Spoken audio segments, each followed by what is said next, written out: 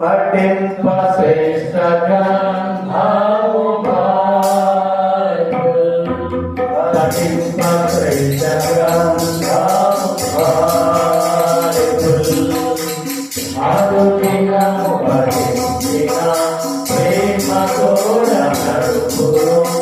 ఓ పఠింప శ్రేష్ఠ గ్రంథము బైబిల్.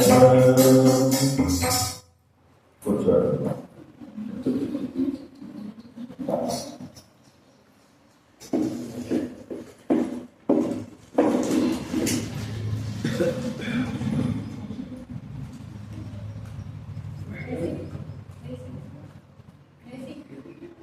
ప్రార్థన చేసుకుందాము.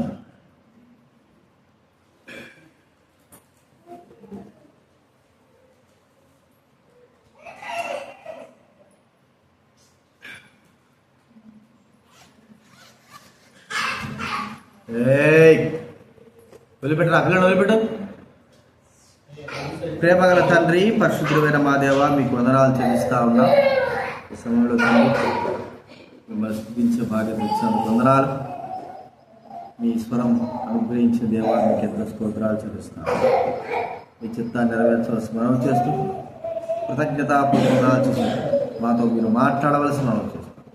మహిమ, ఘనత, స్థితి, ప్రభావాలు చెల్లిస్తాం. యేసు నామమున ప్రార్థించి వేడుచున్నాము తండ్రి.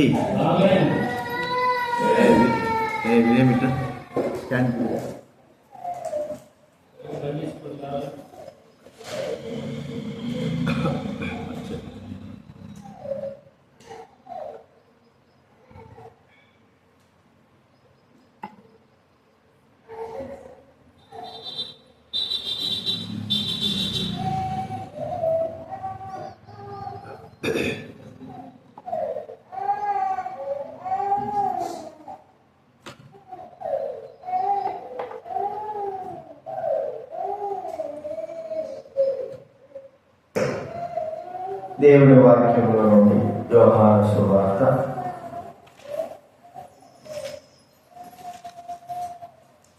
9వ అధ్యాయం.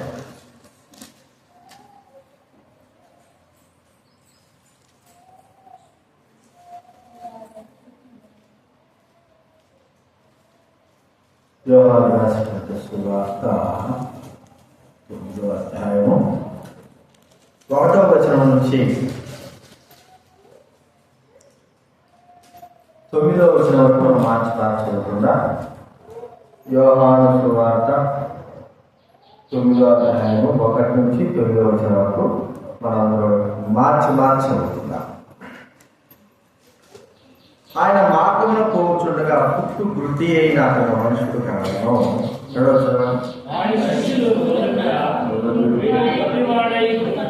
ఎవరు పాపము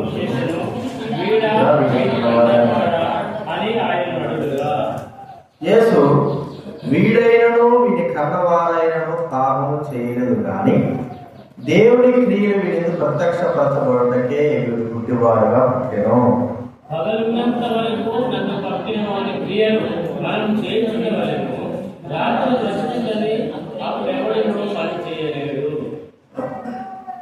నేను ఈ లోకంలో ఉన్నప్పుడు లోకమునకు వెలుగునని చెప్పాను.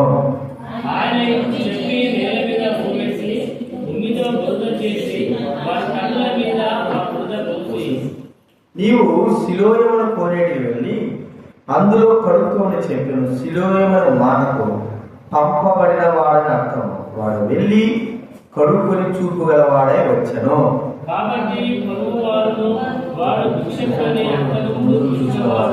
వీడు కూర్చుండే వీడే అని కొందరు, వీడు కాడు, వీని పోలిన మరి ఎవడని మరి కొందరు అని, వాడైతే నేనే అనెను. అలాగే కీర్తన గ్రంథం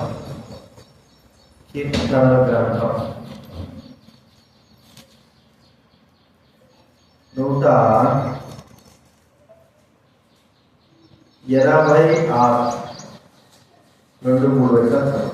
కీర్తనలు 186 2-3 వచనాలు మనం కూడా కలిసి చదువుతున్నాం. మనము కళ కనిన వారి వరి నుండిని 126 కీర్తన గ్రంథం 2వ వచనం.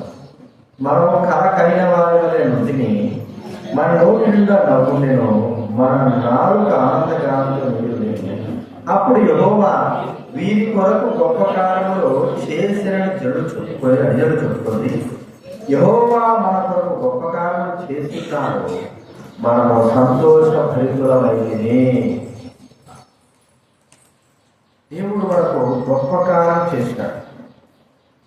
మరి ఆయన చేసిన గొప్ప కార్యములు మనం వివరించగలమా అంటే వివరించలేనంత గొప్ప కార్యములను, ఆయన మహత్కార్యములను ప్రభైన దేవుడు మన పట్ల చేసింది.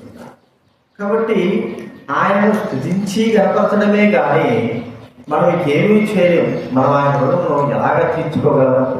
స్తుతించి ఆరాధించడమే కానీ ఆయన రుణాలను ఎలాగ తీర్చుకోవాలి? బైబిల్ గ్రంథంలో మనం చూస్తున్న యోహాను 9వ అధ్యాయంలో పుట్టివాడే జీవితాన్ని మనకు దేవుడు అక్కడ వ్రాయించి పెట్టాడు. ఆ వ్యక్తి పుట్టివాడిగా ఉన్నాడు. మరి పుట్టుతోనే గుడ్డుగా పుట్టాడు. ఏం పని చేయలేని వ్యక్తి, ఇతరుల పైన ఆధారపడేటువంటి వ్యక్తి. మరి కొంతవరకు ఒక స్థాయి వరకు తల్లిదండ్రులు లేని వారు చూడగలుగుతూ వచ్చారు. మరి తన యవ్వన జీవితం స్థాయి వచ్చిన తర్వాత తనను ఎవరు పట్టించుకోలేదు, అంటే తనకు ఎటువంటి సహాయం లేదు. రెండవదిగా తన భోజన ఖర్చు కూడా ఒకవేళ ఆలోచించగలిగితే నిన్ను ఊరికే కూర్చోబెట్టి మేపేదానికంటే ఎక్కడైనా దేవాలయం దగ్గర కూర్చోరా, కనీసం రోజు 100 రూపాయలైనా నీకు దొరుకుతుంది కదా, డబ్బు దొరుకుతుంది కదా, నువ్వు ఇంట్లో ఉండి ఏం పని చేయవు కదా అని అనొచ్చు. వాళ్ళ యవ్వనమైన వ్యక్తి అయితే పుట్టివాడిగా పుట్టినట్టు చూస్తున్నా. ఈ వ్యక్తి మరి దేవుని యొక్క మాట ప్రకారంగా యేసుక్రీస్తు వారు బురద చేసినాడు. బట్టి ముందు వేసి బురద వేసి కళ్ళు మీద చూసి ఏమంటాడు, నువ్వు శిలోయమును కోనేటికి వెళ్ళి కడుగుతాడు. శిలోయము అంటే పంపబడిన వాడని అంటాడు. పోయినాడు, కడుపుతున్నాడు, చూపు గలవాడని వచ్చినాడు. ప్రజలందరూ ఆశ్చర్యపోతున్నారు, ఏంటి ఈ వ్యక్తి గుడ్డివాడు కదా, అందులో గుడ్డివాడు కదా, మరి ఈ యవనస్తులు మనం తిరుగుదాం కదా, ప్రతిరోజు లేదా ప్రతిసారి ప్రతి మీటింగ్లకి, జ్ఞాపక కూటకులకి, ప్రజలు వచ్చే సమయానికి దేవాలయం దగ్గర ఉంటున్నాడు కదా, మరి ఈ వ్యక్తేనా లేదా ఈ వ్యక్తి పోయిన వాడు ఎవరైనా ఉన్నాడా అనుకుంటూ వాళ్ళు సంభాషణ చేస్తా ఉంటే ఆ వ్యక్తి దగ్గర అనుకుంటా ఉంటే ఆ వ్యక్తి అన్నాడు, నేనే ఆ వ్యక్తిని, ఆ పుట్టువాడిని నేనే. ఆ వ్యక్తి ఎంత ధైర్యంగా తన యొక్క చూపును నాకు వచ్చింది అని చెప్పడానికి ఆయన వ్యక్తి వెనకాడలేదు. చూడండి, అంత మాత్రంగా తర్వాత ప్రభు యేసుక్రీస్తు అంగీకరించినాడు. ఆ కుటుంబం, ఆ లోకము వెలివేసింది, అయినా కూడా మరి బాధపడలేదు, ప్రభువుని అంగీకరించాడు. ఈ వ్యక్తి జీవితంలో అన్ని జనులు ఈ వ్యక్తిని గురించి చెప్పుకోదగ్గ విషయాలు ఏమిటి? ఎలాగా ఒకవేళ ఈ వ్యక్తి జీవితంలో భౌతిక సంబంధంగా జరిగిన కార్యాలు ఉన్నాయి, అయితే పుట్టివారమైన మన జీవితంలో జరిగినటువంటి కార్యాలు కూడా మనము ఒకసారి సరి చూసుకోగలిగితే మన జీవితంలో ఆ వ్యక్తి కంటే అత్యధికంగా దేవుడు కృపను పొందిన వారమైనా ఉన్నాం.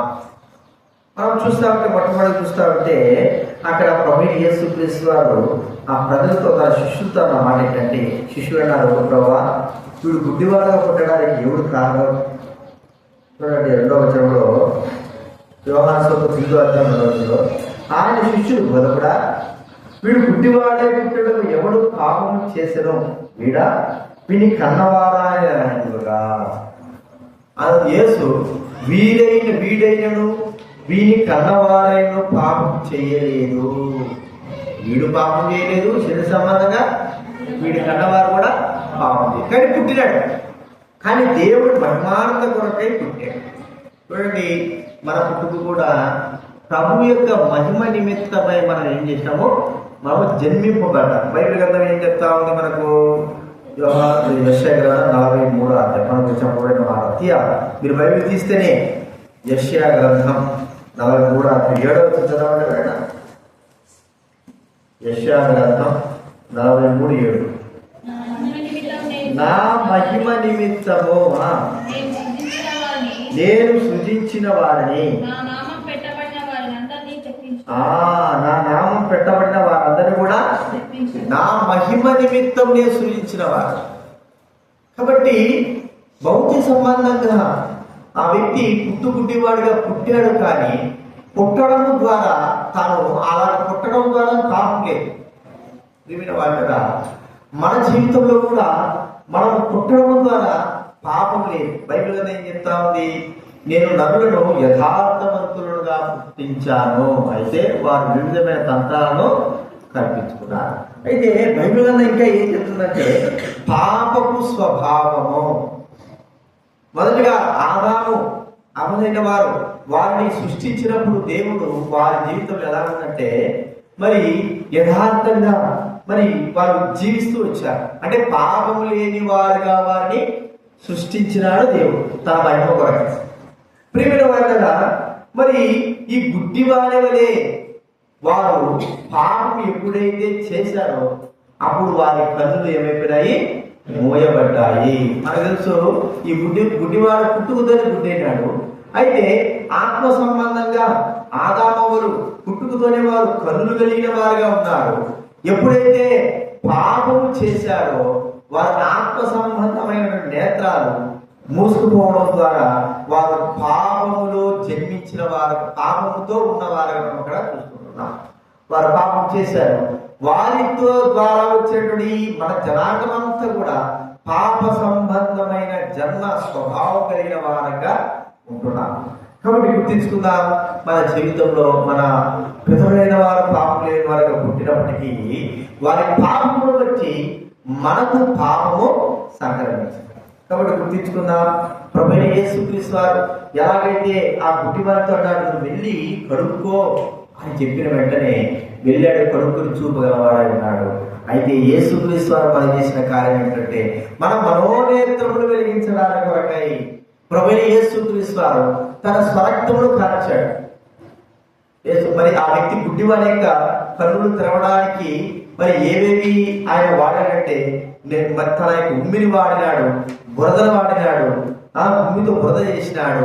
తర్వాత నీళ్లు కూడా కడుక్కోవడం ద్వారా ఇన్ని విధాలుగా ఆ వ్యక్తి చూపు గలవాడై దేవుని మాట ప్రకారంగా వచ్చాడు. అయితే మనకైతే మన పాపాల విషయమై మన అపరాధాల విషయమై ఎలా జరిగిందంటే యేసుక్రీస్తు వారు స్వయాన తన యొక్క రక్తమును మన కొరకే చిందించడం ద్వారా ఆ రక్తమును బట్టియే మన పాపం నుండి మనము విడుదలను పొందుంటున్నాం. వేరే దాన్ని బట్టి కాదు, ఓదన బట్టి కాదు, నీటిని బట్టి కాదు, వాటిని బట్టి కాదు, యేసుక్రీస్తు వారి యొక్క రక్తాన్ని బట్టి పాపాత్మమైన మన జీవితాల్లో మరి ఆ చీకటితో ఉంటున్న మన జీవితాల్లో వెలుగును అనుగ్రహించిన వాడుగా, మన పాపమును క్షమించిన వాడుగా మనం ఇక్కడ చూస్తా ఉంటున్నాం. ఇది మన జీవితంలో ఆ పాపపు జన్మ నుండి మనల్ని విడిపించిన వాడుగా చూస్తా ఉన్నాం. రెండవదిగా ఆ వ్యక్తి జీవితంలో జరిగినట్టు ఒక గొప్ప కార్యం ఏంటంటే వెలుగును చూస్తా ఉంటున్నాడు కదండి. 9వ అధ్యాయం చూస్తే 9వ అధ్యాయము యోహాను సువార్త 9వ అధ్యాయము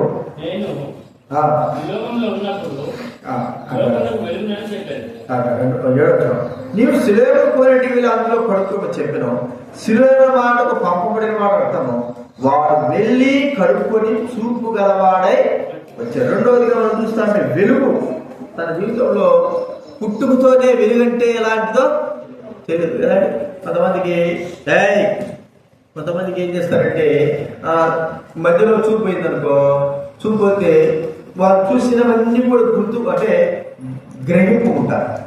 వెలుగుడు చూసింటారు, చెట్టు చూసింటారు, వాటర్పండు చూసింటారు, పలవృక్షాలు చూసింటారు. కాబట్టి అవి గుర్తుపట్టగలరు, అంటే వాటిని ఊహించుకోగలరు. వీడు ఏమి ఊహించుకోవడానికి కూడా లేదు, వెలుగట్టుంటుందో కూడా తెలియదు.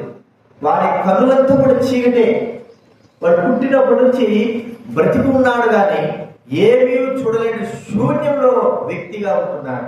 మనం చూస్తా ఉంటే శూన్యంలో దేవుడు వెలుగును అనుగ్రహించాడు. అది కంటే ఉన్నది చీకటి అగాధంలో ఉంటే ఏం చేశాడు?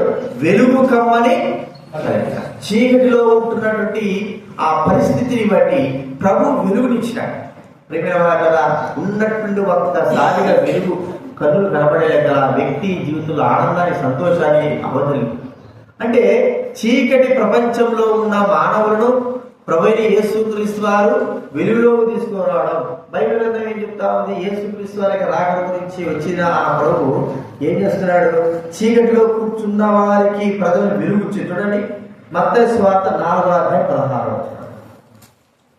మత్తయి సువార్త 4:16.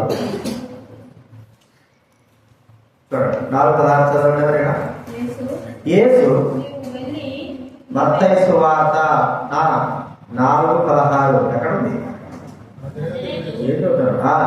నజరేతు విడిచి యెబూలూను నఫ్తాలి దేశంలో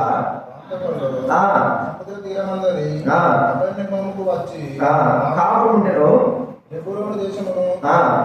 నఫ్తాలి దేశంలో అవలున్న సముద్ర తీరమున గలిలేయులు చీకటిలో కూర్చుండిన ప్రజలను గొప్ప వెలుగును చూచిరి. వారి మరణ ప్రదేశంలో మరణ ఛాయలు కూర్చున్న వారికి వెలుగు ఉదయించెను. వెలుగు ఉన్నట్టుండి ఈ గుడ్డి వారికి చూపు వచ్చిందంటే ఎంత వెలుగో కదండి.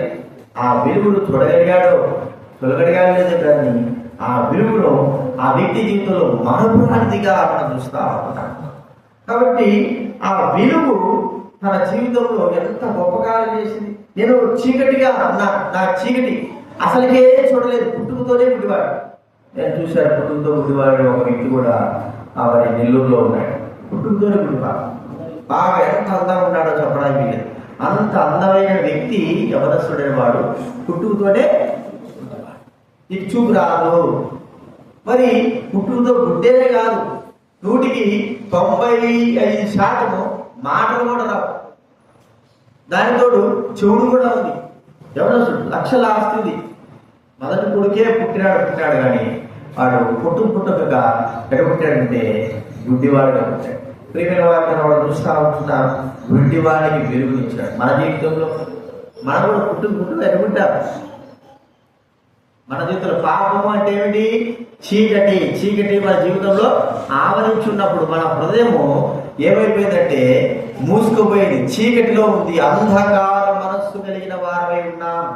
చూడండి, ఫిలిప్పీ రాసిన పత్రిక ఉంటుంది చూడండి. ఎఫ్ఎస్సి 4:18 చదవండి. ఎఫ్ఎస్సి 4:18.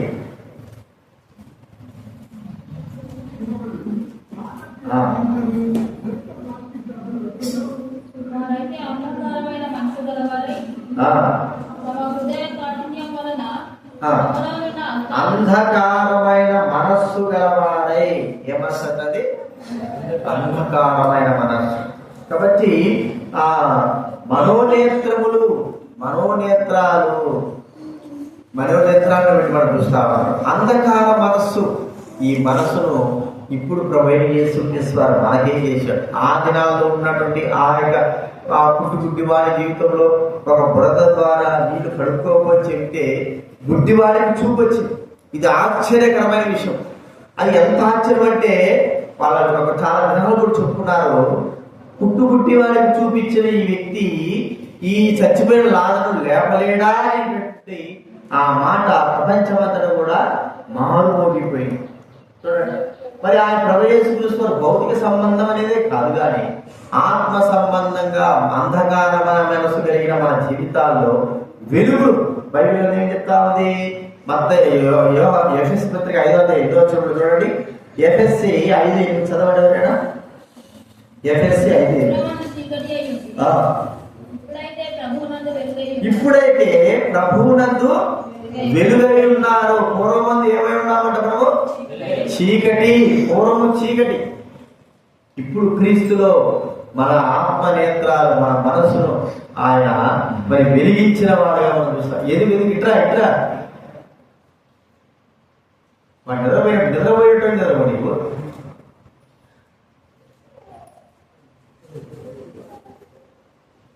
నిద్రపడి మళ్ళీ తీసుకొచ్చినాం.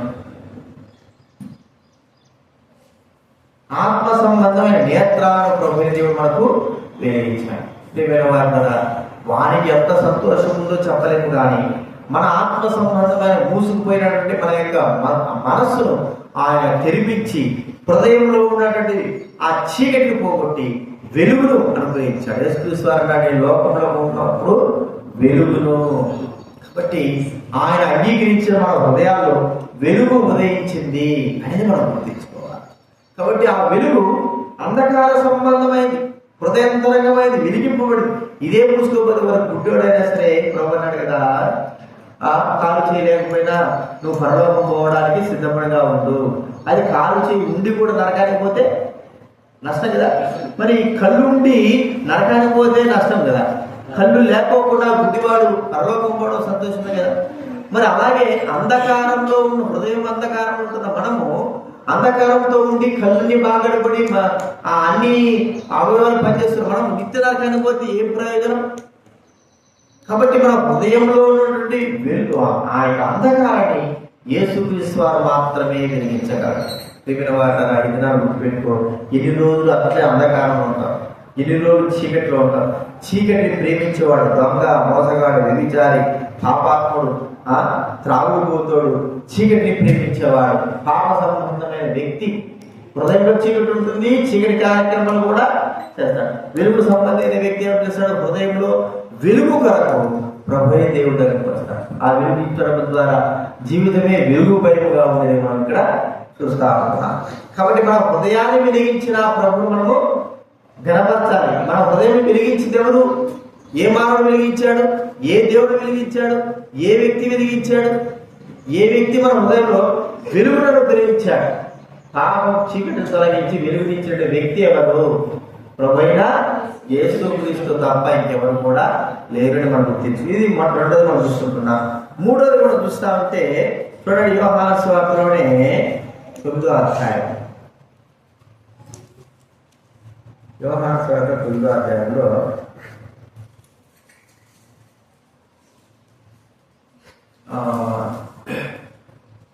8వ వచనం.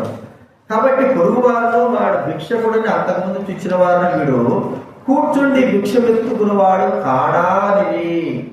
చూడండి, భిక్షం ఏదైతే మనం అర్థం చేసుకుంటే ఆ వ్యక్తి ఇక ఏం పని చేయలేడు.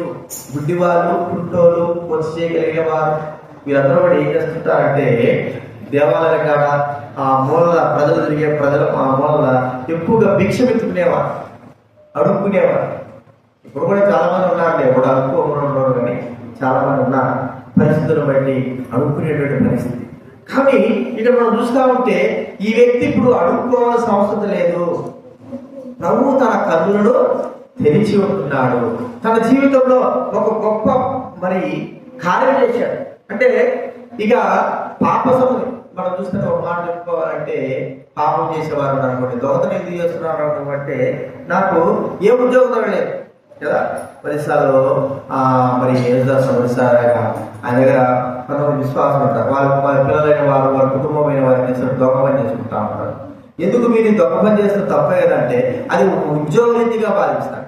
సరే, ఇది తప్పు కదా, దేశమే కాదు ప్రజలందరూ కూడా తప్పు అంటున్నారు కదంటే, మేము పని చేస్తా ఉంటే మాకు ఎవరు కూడా విలువ ఇవ్వడం లేదు, మాకు ఏది కూడా సహాయం, మేము పని చేసినప్పుడు మాకు డబ్బు ఇవ్వకోకుండా మమ్మల్ని ఎంతో బాధ అంటే కులపించి ఉంటుంది, కులపించి ఆపించి ఉంటుంది, ఇది చేస్తున్నారు. కాబట్టి మేము ఈ వృత్తిని మేము ఎంచుకున్నాము. మరి పాప వృత్తి, వ్యభిచార వృత్తి మనం చూస్తాము.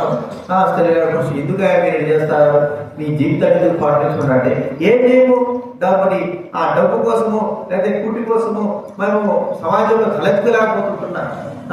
మరి మనం చూస్తా ఉంటే నపుంసకులైన వాళ్ళు కూడా ఉంటారు, స్త్రీ నిద్రాస వాళ్ళు కూడా ఎందుకు మీరు అడుగుతుంటారు? ఎందుకు ఈ పరిస్థితి అంటే మమ్మల్ని లోకంలో ఎవరు కూడా సమానంగా ఎంచడం లేదు కాబట్టి మేము అడుగుతుంటున్నాము.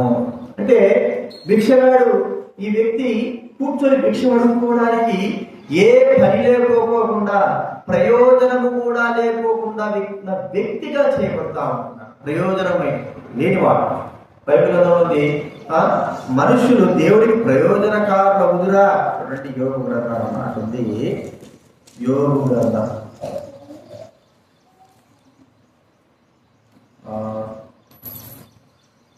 22వ అధ్యాయం 3వ వచనం. యోగు గ్రంథం 22వ అధ్యాయము 22వ అధ్యాయం యోబు గ్రంథం 2వ వచనం. నరులు దేవునికి ప్రయోజనకారులగురా. చాలా కారు ప్రయోజనకారులు అవుతారా? కారు అంటే దేవునికి ప్రయోజనం అవుతారు. కుటుంబంలో ఉంటున్నటువంటి బిడ్డలు ఉంటారు, వాళ్ళు పెద్ద అయిన తర్వాత ఎవరైనా కుటుంబానికి ప్రయోజనకరుడుగా ఉన్నావా అంటే వాడు ప్రయోజనకరుడు లేడు. ఈ గుడ్డివాడు యవనస్తుడుగా ఉన్నాడు, 20 సంవత్సరాలు 20 సంవత్సరాలు మనకు తెలియదు. ఆ వయసు వరకు కూడా కుటుంబానికి ప్రయోజనకరుడుగా లేడు. ఇప్పుడు తల్లిదండ్రులు లేని వారు ఆ వ్యక్తి మరి ఆ వ్యక్తి తల్లిదండ్రుల మీద ఆధారపడవలసి వచ్చింది. ఒక యవనస్తుడైన వ్యక్తి తల్లిదండ్రులను పోషించాలి, తల్లిదండ్రులకి వృద్ధాప్య తల్లిదండ్రులను చూసుకోవాలి, అలాగే ఉండాలి. అది ప్రయోజనకరమైన వ్యక్తిత్వం అంటారు. అది లేకోకుండా ఈ గుడ్డడి వీడికే తల్లిదండ్రులు అన్నం పెట్టాల్సి వస్తుంది, వాడిని పట్టుకోపోవాల్సి వస్తుంది, సారగదులు తీసుకోపోవాల్సి వస్తుంది, ఎక్కడికో తీసుకోపోవాల్సి వస్తుంది. అంటే అర్థమేంటి? వీడు దేనికి ప్రయోజనకరమైన వ్యక్తిగా లేడు. వయసు వచ్చింది, వయసు వచ్చింది, అది ప్రయోజనకరం. మన జీవితంలో కూడా చూస్తూ ఉంటే మనం ప్రభు రక్షించినాడు. ఒక దినాన మనం ప్రయోజనం లేని వారంగా మన ఇష్టానుసారంగా జీవించినాడు. కానీ ఇప్పుడు ప్రభు మనల్ని తనకు ప్రయోజనకరమైన వారుగా మనం చేయడం అంటే తన పని కొరకై మనం నియమించడము. దేవుడి యొక్క పని కొరకై మనల్ని నియమించి ప్రయోజనకారులుగా మనము ఆలోచిస్తే ఏ పనికైనా సరే గుర్తుపెట్టుకోండి, ఆ అపాయింట్మెంట్ తీసుకోవాలి, వెళ్ళాలా, మన అప్లికేషన్ ఇవ్వాలా, ఈ వ్యక్తి పని చేస్తాడా, పని చేయడా, ఈ వ్యక్తి ఎట్లా ఉంటాడు అనేది వాళ్ళు పరీక్షిస్తారు.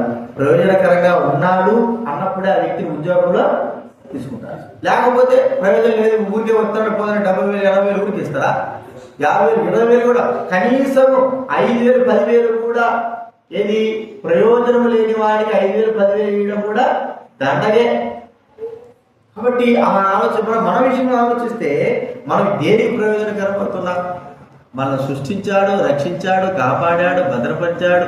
దేనికి ప్రయోజనకరం? ఒక్కమైనా మనం దేవునికి ప్రయోజనకారంగా ఉన్నామా? చూడండి, ఇప్పుడు ప్రభు నమ్మినా ఇది వేరు, ప్రభు నమ్మకములకు ప్రయోజనకరంగా ఉన్నామా? ప్రభు నమ్మిన తర్వాత ప్రయోజనకరంగా ఉన్నామా? చూడండి, ప్రయోజనకరంగా మనం లేకపోయినప్పటికీ తన రక్షణ, తన తన యొక్క రక్త కాపుదల, తన యొక్క కాపుదల మనం ఉంచుతూనే ఉన్నాయి. ప్రియమైన వార్త మనం గుర్తించుకోవాల్సింది ఏంటంటే ప్రయోజనము లేనటువంటి మనల్ని ప్రయోజనకారులుగా చేసి మనల్ని తన బిడ్డలుగా చేసుకోవడం గొప్ప సంగతి. ప్రయోజనకారు అప్పుడప్పుడు ఎక్కడైనా సరే నట్టు పడిపోయింటాయి, ఏదైనా కట్టి పడిపోయింటాయి, ఏదో ఒకటి వస్తువు పనికి రాకుండా పడిపోయింటాయి. కానీ అది ప్రయోజనం. నిన్న ఒక ఇనపెట్ట తీసుకొచ్చిన చెత్తలో ఉంటుంది కదా, వల్ల ఇనప సామాను దగ్గర ఇనపెట్ట చిన్న స్కూల్ పిల్లది పెట్టెలు అక్కడ బానేస్తారు. అది ఏం చేస్తారు, స్క్రాప్ చేసేసి నల్లగొట్టేసి మరి ఇక్కడ పంపిస్తారు. అవన్నీ నేను వెళ్ళాను, చూశాను, నాకు కావాల్సింది అయితే ఇప్పుడు అది తీసుకొచ్చి ఇంట్లో పెట్టుకున్నా. ఇప్పుడు ఎందుకు పెట్టుకున్నది? నాకు ప్రయోజనకరంగా ఉండడానికే పెట్టుకున్నా. ఎక్కడున్నది? చెత్త దగ్గర ఆ స్క్రాప్ లో పడిపోవాలిగా. వేసేస్తాడు, ఎవడో పడతాడు, లారీ తీసుకొస్తాడు, అన్ని మూట కట్టుకొని వెళ్ళిపోయేసి స్క్రాప్ వేసేస్తాడు. కానీ అక్కడ ఉండాల్సింది ఎక్కడికి వచ్చింది? ఇప్పుడు నా ఇంటిలోకి వచ్చింది. ఇప్పుడు కూడా అది ప్రయోజనకరంగా ఉండేది ఎట్లంటే దానికి కాలం లేదు, అది కొక్కి లేదు. కొక్కి లేకపోయినా కూడా ఏం చేస్తున్నాడు చెప్పండి, దాన్ని ఉపయోగించుకోవాలి. పాత సామాన్లు వేసుకోవడానికి, కత్తులతో కాపు పెట్టుకోవడానికి. దానికోసం కొక్కి లేకపోయినా కూడా దాన్ని ఏం చేస్తున్నాను చెప్పండి, ఉపయోగించాలి. ఇప్పుడు మన జీవితంలో కూడా అంతే. ప్రయోజనకరం అంటే దేని వరకు వస్తారు? దేవుని పనులు ఎక్కడి వరకు వచ్చినాం? ఎక్కడికి మొదటగే పనికిరాం. ఇక దేవుడి పనికి ఎప్పటికి వస్తున్నాం? మనం ప్రయోజనకారులు కాని వారము అయినా మన ప్రయోజనకరుడుగా చేసే కళ్ళు ఎప్పుడైతే వాడికి తెరవబడిందో వాడు అనుకున్నాడు ఇప్పుడు వాడు ప్రయోజనకారుడు అయిపోయాడు. ప్రయోజనం ఏ పనైనా చేయొచ్చు, ఎంత శక్తి అయినా ఉపయోగించి వ్యవస్థుడైన వాడు ఇప్పుడు ఉపయోగించుకున్నంతగా ఆ వ్యక్తిని ఉపయోగించుకోవచ్చు. అర్థమైందా? లోకంలో గుడ్డివాడైతే ఏ పని చేయలేకపోతాడు, కానీ ఇప్పుడు కళ్ళు వచ్చినాయి కాబట్టి వాడు ఏ పని చేయడానికి ఎంత శక్తినైనా ఉపయోగించడానికి కుటుంబానంతా కూడా పోషించడానికి ప్రయోజనకరమైన వ్యక్తిగా ఆ వ్యక్తిని చేశాడు. ఆత్మ సంబంధంగా మన జీవితంలో కూడా పనికిరాని మనల్ని ప్రయోజనకారులుగా ఒక్కోసారి దేవుడు చెప్తారు. చైనాలో కానీ వారి యొక్క కళ అంటే నైపుణ్యత, బొమ్మ వేయడం నైపుణ్యత చాలా ఉంటుంది. మరి ఒక నైపుణ్యం కలిగిన వ్యక్తి ఏం చేశాడంటే చెత్తలో వెళ్ళినాడు. అక్కడ చూస్తే కోడిగుడ్డు పగిలిపోయాడు. కాలు అంటే కొంత పగిలిపోయిన కోడిగుడ్డు పారేసుకుంటారు. పప్పులే కదా లోపలంతా తీసేస్తారట. అవి తీసుకున్నాడు, 4-5 తీసుకున్నాడు కోడిగుడ్డు తీసుకుని వాటిని మంచిగా చక్కగా కోసేసి ఎంతవరకు కావాలో అంతవరకు తీసేసి దానిపై నైపుణ్యత కలిగినటువంటి కళ అదే బొమ్మలు వేశాడు. నైపుణ్యత. ఇప్పుడు ఆ వేసిన బొమ్మల్ని తీసుకుపోయి ఎక్కడ వేసాడంటే ప్రదర్శనలో డబ్బుల మీద ఎక్కడైనా ఆ కొట్టు దగ్గర పెట్టేసి అమ్ముతున్నాడు. ఇప్పుడు ఆ కోడిగుడు పడిపోయిన తర్వాత ఏమైపోయింది?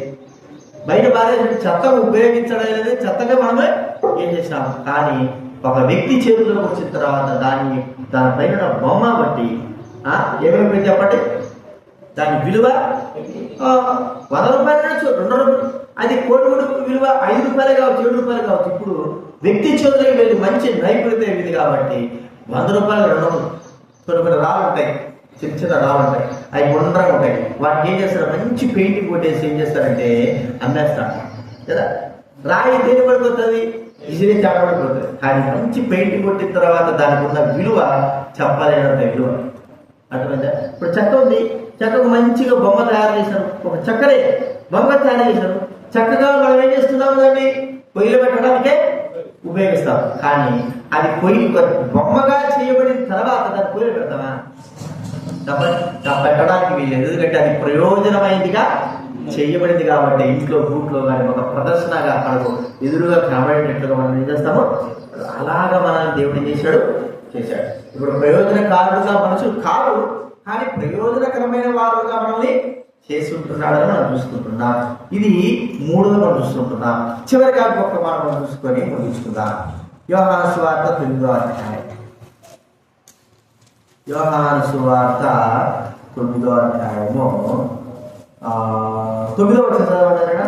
వీడే అని కొందరును, వీడి కాడు పోలిన ఎప్పుడని మరికొందరును, వాడైతే నేనే అని.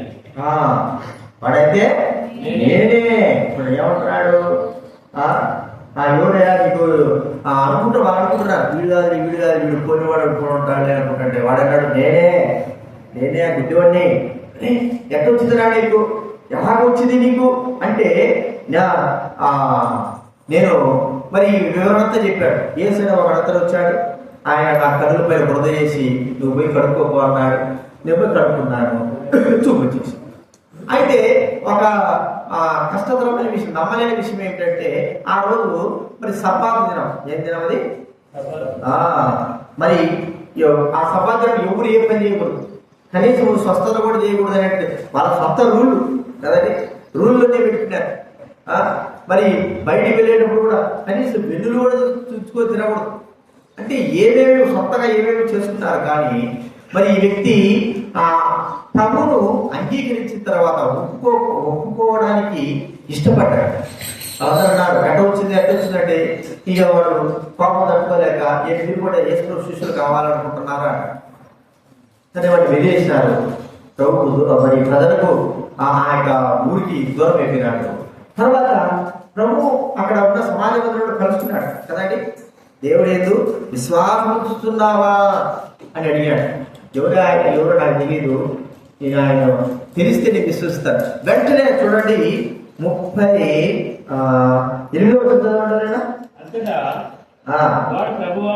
ప్రభువా నేను విశ్వసిస్తున్నాను చెప్పి ఆయనకు మ్రొక్కెను అనే మాట ఇంకేమి స్థుతిస్తున్నాడు, ఆరాధిస్తున్నాడు, కనపరుస్తున్నాడు. తన జీవితంలో చేసిన గొప్ప కార్యం ఇది వరకు ఎవరు కూడా కనీ విని ఎదురైనటువంటి విధానంలో ప్రభువైన యేసుక్రీస్తు వారు చూడండి లోకము పుట్టినప్పటి నుండి ఈ కార్యం జరగల.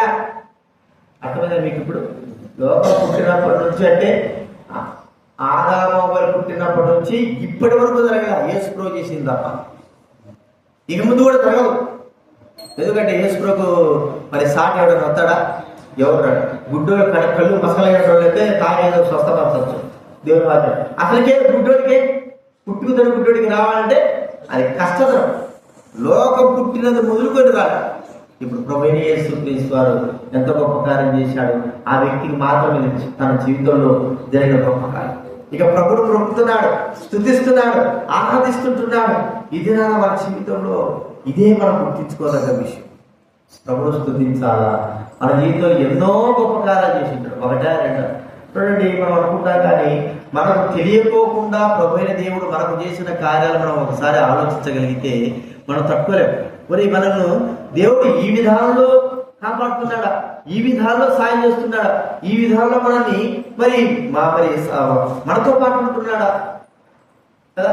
ఎంత మందిని దేవుడు కాపాడుతూ, ఎంత మందిని ఆయన మరి మనల్ని తన ప్రభుత్వం ఎంత మందికి దేవుడు ప్రేమ చూపుతున్నాడు, ఎన్ని విధాలుగా ఆయన మన పట్ల మనతో పాటు ఉంటున్నాడంటే మనం గ్రహించలేనంత విధానంలో, గ్రహింపు లేనంత విధానంలో మనకు ఆయన ప్రభువైన దేవుడు చూస్తా ఉంటున్నాడు.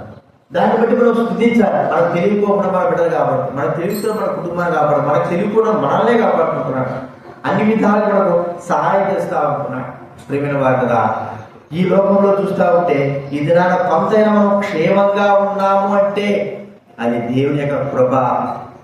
లేకపోతే ఆయన మనం పట్టించుకోకుండా, మనం చూడకోకుండా మనకు దూరం అయిపోతే ఎంతో మందికి దేవుడు దూరం అయిపోయిన వారు ఎంతో మంది ఉన్నారు. అందులో సౌలు గురించి మనం చూస్తే సౌలు కూడా దేవుడే తనను ఏం చేశాడు, దూరం చేశాడు. సౌలు దూరం చేసుకోలేకపోయినాడు అంటే తన తప్పులు బట్టి దూరం అయిపోయినాడు. చివరికి దేవుడి దగ్గరకు వస్తే దేవుడు దూరం చేసేసాడు. అంతే, నాకు ఉత్తరాన్ని అవసరం లేదు. కానీ దేవుడు మన ఎప్పుడు కూడా చేయలేదు. కాబట్టి గుర్తించుకుందాం, ఈ యొక్క పుట్టుగుడ్డివాడు ఏం చేస్తున్నాడంటే ప్రభువు స్తుతిస్తున్నాడు. ఎందుకు స్తుతిస్తున్నాడంటే తన జీవితంలో దేవుడు చేసినటువంటి గొప్ప కార్యము, అనునిత్యము తనను భద్రపరిచినటువంటి విధానము, తనకు తోడైన విధానము, తనను కాపాడుతున్న విధానం అంతా కూడా ఒకసారి గుర్తించుకోగలిగితే పుట్టుగుడ్డోని ఇట్లా కాపాడాడే అని గుర్తించుకోగలిగి ప్రభువును స్తుతిస్తున్నాడు. మన జీవితంలో కూడా అదే, మనం దేవుడు అనునిత్యము కాపుదలను బట్టి, అనునిత్యము భద్రతను బట్టి, అనునిత్యం మనతో ఉండుటను బట్టి, అనునిత్యం మనల్ని మరి చూచుటను బట్టి మన జీవితం ఇప్పటికీ క్షేమంగా, లేకపోతే ఎప్పుడో పెడతాం. మరి గుర్తించుకుందా ఆ ప్రభు యొక్క కాపుదలను బట్టి, రక్షణను బట్టి మరి మన ప్రభుని మనము స్తుతించాలి. ఈ 4 సంబంధం. మన జన్మ పాపపు జన్మ. అయితే ఆ పాపపు జన్మను బట్టి ప్రభువైన యేసుక్రీస్తు వారు ఈ లోకంలో బురద కానీ లేకపోతే నీళ్లు కానీ ఏం చేయలేదు, కానీ తన స్వరక్తాన్ని కార్చాడు. అటు చూస్తే పుట్టుకతోనే గుడ్డివాడైన వాడికి యేసుక్రీస్తు వారు ఉమ్మి తనకు వేశాడు. మరి నీళ్ళు కడుక్కోమన్నాడు పుట్టుగుడ్డివాడు. అయితే మన ఆత్మ సంబంధం నేత్రాలు తెరవడానికి యేసుక్రీస్తు వారు చేసిన కార్యం పెట్టి తన స్వరక్తాన్ని మనకు దారి చూశాడు. చీకటిలో ఉన్నాం, గుడ్డోడు చీకటిలో ఉన్నాడు. ఒక్కసారిగా వెలుగు వస్తే ఎట్టుందని చెప్పండి. మీరు కూడా గుర్తించుకోరాడి. చీకట్లో ఉంటే ఒక్కసారి వెలుగులోకి ఎవరు రాలేడు. అర్థమైందా? చీకట్లోనే ఉంటే వెలుగులోకి రాలేడు. వెలుగులో ఉన్నవాడు చీకట్లో ఉండలేడు. కానీ ఈ వ్యక్తి పుట్టినప్పటి నుంచి చీకట్లో ఉన్నాడు, ఉన్నట్టుండి వెలుగులోకి వచ్చేసాడు. మన జీవితంలో ఎంత గొప్ప సంతోషం. మన జీవితంలో కూడా అంతే. పుట్టినప్పటి నుంచి ఆత్మ సంబంధ నేత్రాలు మూసుకుపోయి ఉన్న మనము దేవుడు అంటే కానీ, దేవుడి యొక్క వాక్యం కానీ, దేవుడు మాట ఎరుగటి వాడు. కాబట్టి ఆ నేత్రాలను వెలిగించినాడు ప్రభువైన దేవుడు. అంత మాత్రమే కాదు, భిక్షకుడు కూర్చొని భిక్ష అడిగేవాడు, దేనికి పనికిరాని వాడు. భిక్ష పడుకునే వాళ్ళందరూ కూడా పనికిరాని వారుగా జమ కట్టేవారు. కాబట్టి అయితే ఇప్పుడు భిక్షకుడు చూపుగలవాడే ఉన్నాడు, ఎవరొస్తుడే ఉంటున్నాడు, చూస్తున్నాడు. ఇప్పుడు ప్రయోజనకరమైన వాడుగా చేయబడ్డాడు. మన జీవితంలో కూడా ప్రయోజనం వారు, దేనికి పనికిరాని వారు, మనము పనికొస్తామనుకోవడం వ్యర్థం. కానీ మనల్ని ప్రభు రక్షించి విడగా చేసుకుని ప్రయోజనకరులుగా మనం చేయడం అనేది గొప్ప సంగతి మనం గుర్తించుకోవాలి. అంత మాత్రం చివరి స్థుతిస్తే ఆ వ్యక్తి ప్రభువును స్తుతిస్తున్నాడు, ఒప్పుకున్నాడు, ఆరాధిస్తున్నాడు. కారణం తన జీవితంలో జరిగిన గొప్ప కార్యం బట్టి ప్రభువును స్తుతించకుండా ఉండలేకపోయినాడు. స్తుతించి మృత్యి ఆయన స్తుతించి ఈ విషయాలు జ్ఞాపకం కదా. ఆ ప్రభువు స్తుతిద్దాం. లేచినప్పుడు ఒక పాట